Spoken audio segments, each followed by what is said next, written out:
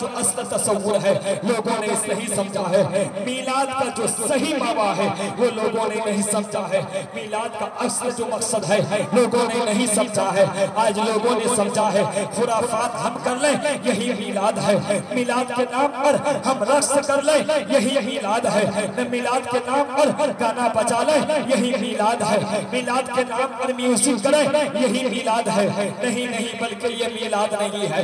میرے ملت کے نوجوانوں، نبی کی آمد سے بھی پہلے نبی کی ملک میں نبی کا میلاد ہوتا تھا، نبی کی آمد کے بعد بھی نبی کا میلاد ہوا، آج نبی پاک صلی اللہ علیہ وسلم روزے انور میں ہے، پھر بھی ان کا میلاد منایا جا رہا ہے۔ آج اپنے گاؤں میں بیٹھ کر آپ نبی کی یاد میں محفلیں سجا کر دنیا والوں کو پیغام دے رہے ہیں، اے لوگوں یاد رکھو جب تک دنیا میں غلامان مصطفیٰ رہیں گے نبی کا میلاد سجاتے رہیں گے اور اپنے امام بریلی کے امام کا عقیدہ بتاتے رہیں گے، اپنے بریلی کے امام کا عقیدہ بتاتے رہیں گے کہ عشق تازہ چھیڑ چھاڑ فشق طرفہ دھون دھار، ارے کان جدھر لگائیے تیری ہی داستان ہے۔ میرے ملت کے نوجوانوں، آج خواتین کو بھی حاصل ہے، آپ کہیں گے جناب والا وہ کیسے، تو میں آپ کو بتاتا چلوں، اگر خواتین کے سر پر اگر آنچل یا دوپٹہ ہے تو یہ کس کا صدقہ ہے؟ یہ نبی کا صدقہ ہے۔ اگر میری بہنیں کسی بھائی کی بہن ہے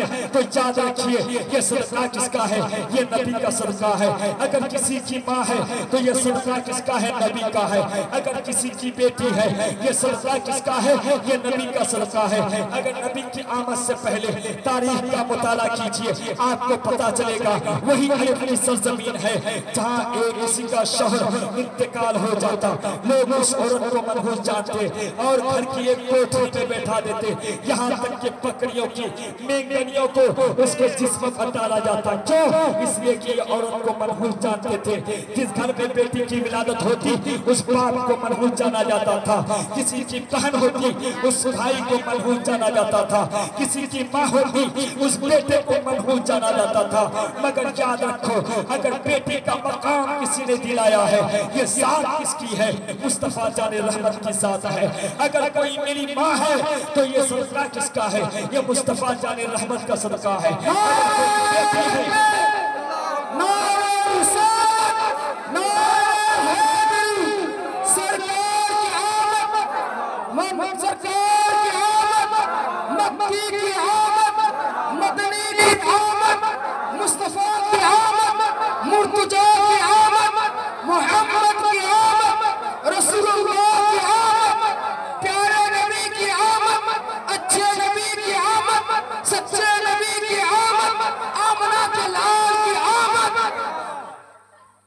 درود پاک پڑھیے اللہم صلی علی سیدنا شفینا حبیبنا طبیبنا قلوبنا مولانا محمد وعلا آلہ وصحابہ بدوام ملک الحی القیوم بارک وسلم صلو علیہ وسلم وسلام علیکہ یا رسول اللہ صلی اللہ علیہ وسلم۔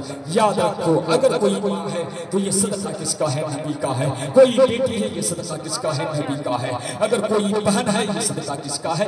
یہ نبی پاک صلی اللہ علیہ وسلم کا صدقہ ہے۔ یاد رکھو نبی کون صلی اللہ علیہ وسلم کا یہ صدقہ ہے۔ اے خواتین تمہیں بھی حق حاصل ہے کہ اپنے گھر کی چہار دیواری میں یا اپنے کسی مخصوص مقام پر بیٹھ کر تم نبی کا میلاد منانا، اس لیے کہ اگر تمہیں یہ مقام ملا ہے تو کسی اور کے صدقے نہیں بلکہ آمنہ کے لال کے صدقے ملا ہے، نبی کونوں مکہ کے صدقے ملا ہے، نبی آخر الزمان کے صدقے ملا ہے۔ اے میری ماں سنو اگر تمہیں مقام ملا ہے یہ مصطفیٰ جان رحمت کا صدقہ ہے۔ اے میری بہنیں سنو اگر تمہیں مقام ملا ہے یہ آمنہ کے لال کا صدقہ ہے۔ میری بیٹیوں سنو اگر تمہیں یہ بیٹی کا مقام ملا ہے تو یہ مصطفیٰ جان رحمت صلی اللہ علیہ وسلم کا صدقہ ہے۔ میرے ملت کے نوجوانوں ایک شخص آیا نبی پاک کی بارگاہ میں عرض کیا یا رسول اللہ میرے گناہ اتنے بڑے ہیں شاید اللہ مجھے معاف کرے یا نہ کرے۔ اللہ کے پیارے حبیب نے فرمایا کہ کہو کون سا گناہ تم نے کیا ہے، آخر جرم کیا ہے؟ اس نے کہا یا رسول اللہ میرا گناہ اتنا بڑا ہے کہ یا رسول اللہ اگر میں اس گناہ کو اگر میں آپ کے سامنے بیان کرنے لگوں یا رسول اللہ کہیں زمین پھٹ جائے آسمان ٹوٹ جائے، یا رسول اللہ میں ڈرتا हूँ, अल्लाह मुझे माफ करेगा या नहीं करेगा। मेरे मिल्लत के नौजवानों, हम सब के आका फरमाते हैं, कहो कौन सा गुनाह तुमने किया है।